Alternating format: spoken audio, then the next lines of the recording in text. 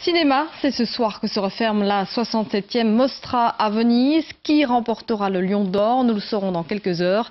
À noter que les Belges se sont une fois encore distingués. Qui était sur place pour nous représenter?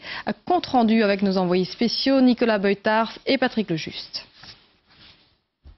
Porte-drapeau de notre cinéma, entouré par ces jeunes acteurs belges et français, Marion Ancel était à Venise pour présenter son nouveau film, Noir Océan.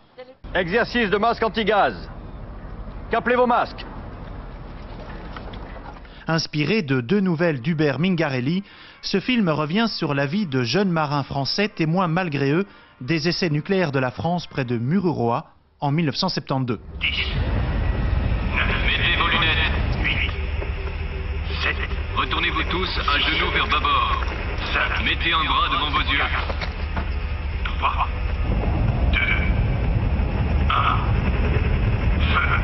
J'avais très envie de faire un film en mer et puis parler du nucléaire me semblait une chose importante et le bon moment, je pense, pour reparler un peu du nucléaire avec tout ce qu'on entend en Iran, et ça continue et on s'arme et le désarmement me semble encore très loin. Réalisateur belge d'origine bosniaque, Dani Stanovic a longuement été applaudi pour son film Circus Columbia. Un très beau film, drôle et dur à la fois, plein d'innocence et d'insouciance, sur les jours qui précédèrent les débuts de la guerre en ex-Yougoslavie.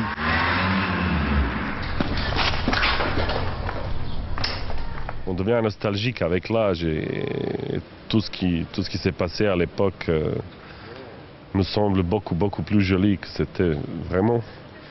Mais je pense que les gens sont nostalgiques, oui. Côté glamour, cette année à Venise, le cinéma belge a pu surtout compter sur Delphine Bafford pour illuminer le tapis rouge. L'actrice néerlandophone, également mannequin, tourne de plus en plus à l'étranger, notamment pour les Américains. À l'image de Delphine, ravissante et élégante, du cinéma belge comme ça, on aimerait en voir plus souvent.